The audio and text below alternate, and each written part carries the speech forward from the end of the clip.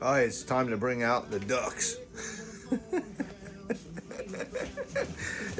it's my quack sack. My wife did all these. Look, got all these ducks, man, in here. Check them all out. All try to escape. Look, different ones. Every one my wife did. There's a ton of them on here. There's some specialty ducks in here too. The people I really like. Yeah, look at that duck. So that's the quack sack. So that's enough of my sack. That's enough of that crap. So we're gonna put them in this Jeep and we're gonna go deliver some today and duck some people. Got my dog out. It's my buddy Bentley. He's in there. Check him out. He's not here with us anymore, but he's here. So we're gonna put this together today. We got the coil spring about done. We're gonna put it in, and I'm showing you right now. It's all repainted up. So it's been sitting for a day, well, since last night. So this is what you're gonna try to use first. So you put this on, and it'll prevent anything from coming out. It'll stop it. It'll block it. Then I just put an enamel on it. It's a little paint like this. Just an enamel. It's like 3 coats, 3 different coats. It's dry. It's hard as a rock. There's different ways to paint different things. I'm not allowed to paint in here, so I do this. Anybody can spray bomb. So I spray bombed it. You can paint it. Someone has a nice paint, although I didn't mention that name. Summit, like somewhere. Now it's some kind of racing company, I heard. So get it from there. You can roll it on. I mean, that stuff's solid. You can hit it with a hammer. It doesn't even crack. I'm like, but I'll tell you one thing. You better wear gloves. You better wear some mittens. And you better be well ventilated. And that stuff's strong. If you really want, you get like, you bring the whole thing when you're done. You sand it all down. You go send it to a body shop. They'll spray it all enamel black. Prime it and paint it or whatever. Use that Extend. I call it Extend. Rust. It stops everything from bleeding out. Everybody's like, yeah, but the frame. Yeah. I'm driving one of my Jeeps and I got 5. How many Jeeps do I got? So we got Black Beauty. She's for sale. Remember, look it up on Marketplace. She's beautiful. I'm waiting for the heater, for upper radiator hose. Still driving it though. Zip ties. I don't care. It doesn't really leak that much. Just carry some water. Make sure you're close to Quick Check. Or you really have to go to the bathroom. Or next to a river, a lake. Trust me, you can keep them going. You got the Yellow Submarine. She's done. I just drive her. I beat the heck out of that thing. 4-cylinder, 5-speed, 91. She's for sale too. They're all about the same price, around 6,000. So 6,500, somewhere around there. Then you got the yellow one here. The white one here. I still don't know the name of it. I got some other company calling, but yeah. You know what we'll do? We'll X them off because I'm working with somebody right now. So I hope you can hear me. So we got the white one, yellow one. I don't know what to name it yet, but guess what? We're gonna be driving on the road today. We got the dry shaft back in a couple months ago or a month ago, whatever. Now we're gonna put the coil in, the shock. So, and this one's for sale too. This one is probably the best, not the best yet. Give it 2 months and the bottom's gonna look beautiful. It'll be strong, you'll be driving it, you'll be like, I should have bought that one. Yeah, you should have. All you gotta do is a lot of work. Frame, you can drive these things. It's a channel frame. It's a square frame. Oh, look, it's got a little hole in it. So what? It's cracked too. You know what? When I'm done, it won't have the crack. It won't have a hole. You had to get the plow off. You had to access that bolt. What would you like me to do? I gotta get rid of the plow. I'm not driving with a plow. I don't need a plow. I already got a plow truck. So this one's straight 5-speed. Low miles, 114,000. Think about it. 5-speed. It's a stick. And it's a straight 6. That's pretty much the best one. It's a 97. I didn't name it yet, so whoever buys it, they can name it. Maybe I should just do that. So we're gonna pop this spring in right now and stop talking. So I put a little pressure on the jack right here on the lift. You loosen up lower control arm up. They're already loose. I already had to take all this apart. Just take the bolt out. So you're gonna take the bolt out, and it looks like some kind of shim for maybe alignment. caster. It's probably caster. So that'd be that. Put that aside. Lower the control arm or higher the lift.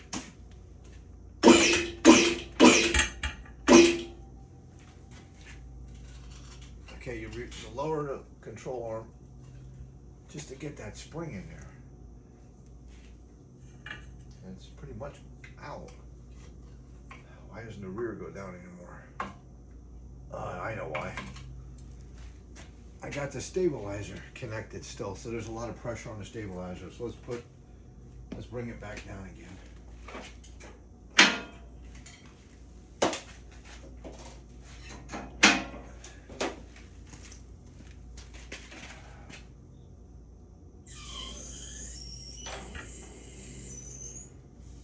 So now you got to take out the stabilizer link. There's multiple things that hold these rears together. And it's loose, so that'll come out no problem. So let's get that out of there. I had to clean up my shop a little bit while we're taking that out. So I cleaned up my shop, actually a lot. So I took everything out. I didn't have enough room in here. So I'm trying to get that building done. If the inspector would ever get it done and do his job, he could build me a building so I could put my stuff back there. That's all I want. Let's go, Daryl.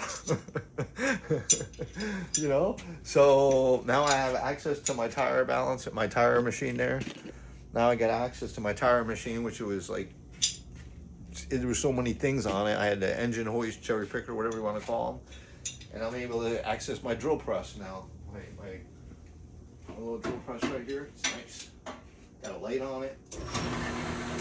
Now I can access this, different compressor, and I got the main tools here. You got a torch and you got a welder. With those things, the main things, you can do a lot.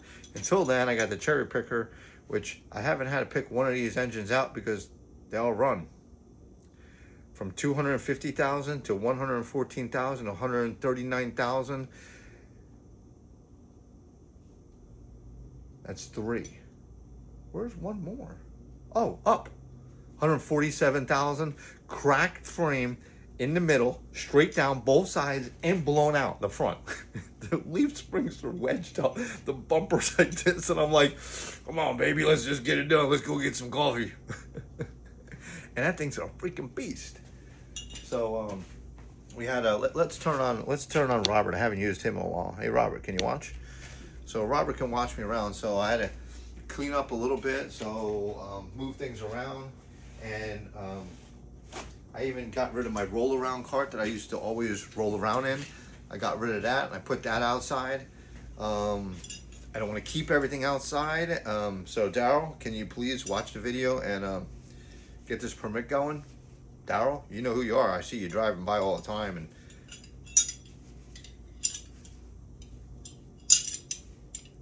if you're inspecting and you're zoning and you got to put it all in front of the board, can you put it on the board or the table or just a board? Go out there, put it on the board and say, hey, Lenny, here's your permit. You know what I'll say? Yeah, you know what I'll say? Thank you. So until then, we're just going to get this bolt out here. I don't know if you can see what I'm doing. Yeah, you can.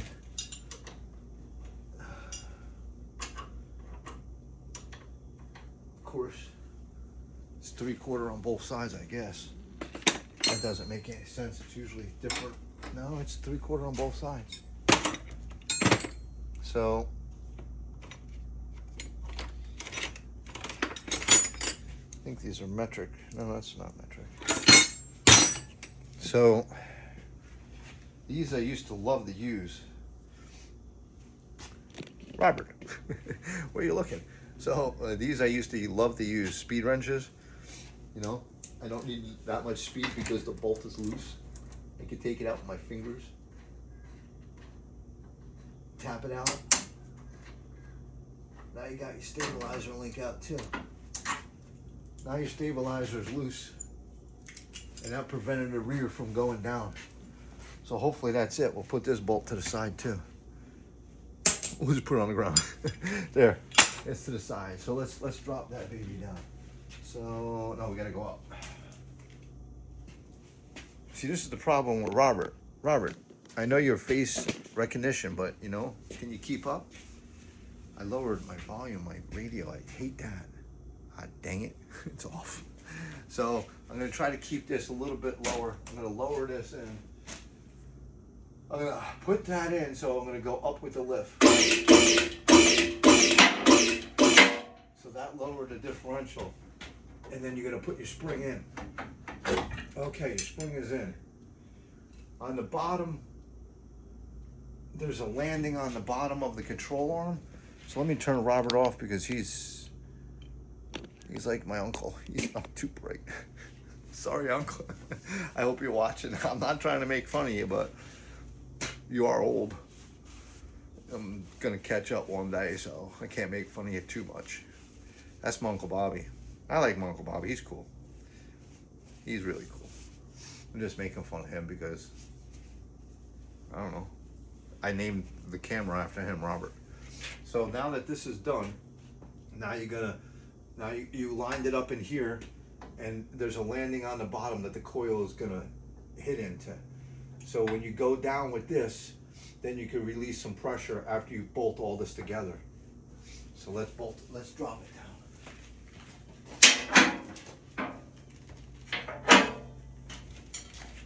Drop it down.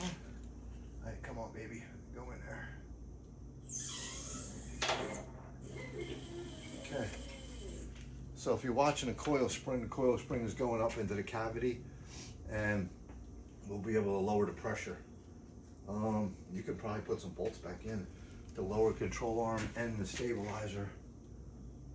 What the heck? We'll put the lower control arm bolt back in.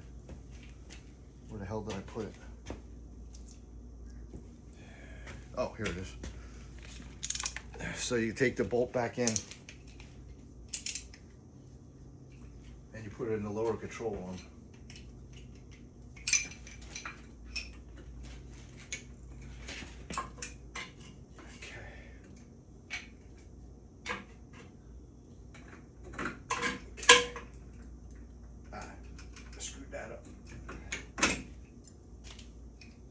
Take this out, put this way. Come on, baby.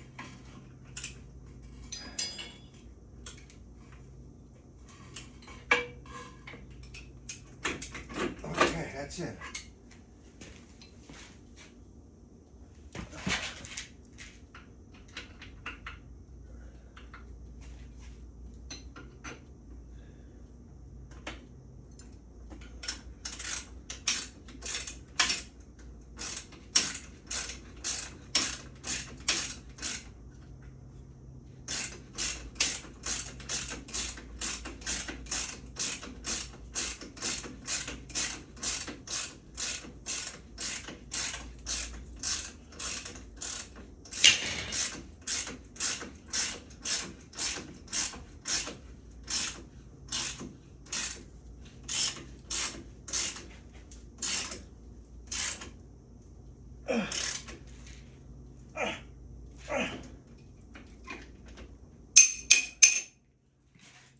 That's it.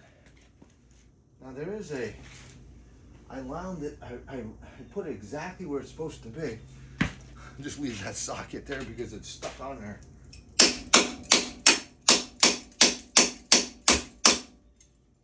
This is not a hammer, but I just need my socket back.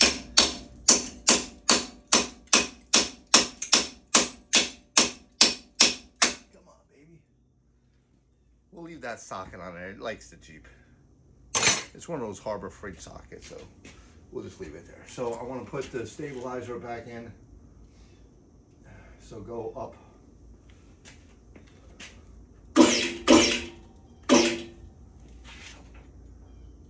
A little more. That's good. So now you put the stabilizer bolt. I threw that one on the floor. Put that one back in the way it was supposed to go. Same exact way. Okay.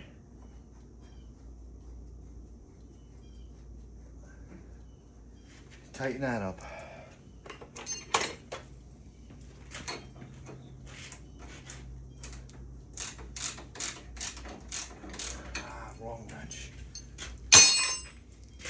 3/4.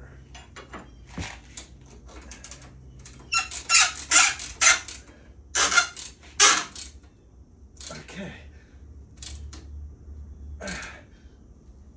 Okay. So that's that. So now you got everything done, and it's kind of caged in there, so it can't go anywhere. So the spring has to be released up into that cavity. The lower control arm is tight. The shock should be put in too. That holds everything together. But we don't need that right now. So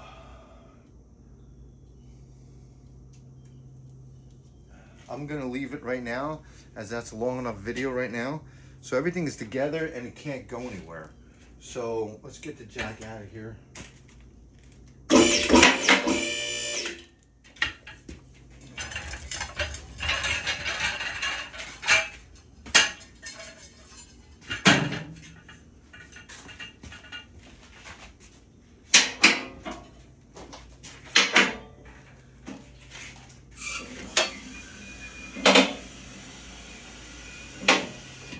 Now everything is back together. The front end is back together. This lower control arm is bolted back. The stabilizer is connected.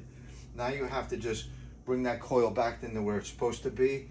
This is kind of an alignment thing, so it'll guide it to the top here under that bushing, and then you'll be good. So it's about right. So you just got to loosen these bolts up, which is going to take time because I got to do it manually. It'll release it. You'll have pressure here. You pop the shock in, put the tire on, you're done. So that's it. Let me finish that. So those are the three things. Excuse me. Those are the three things you're gonna do.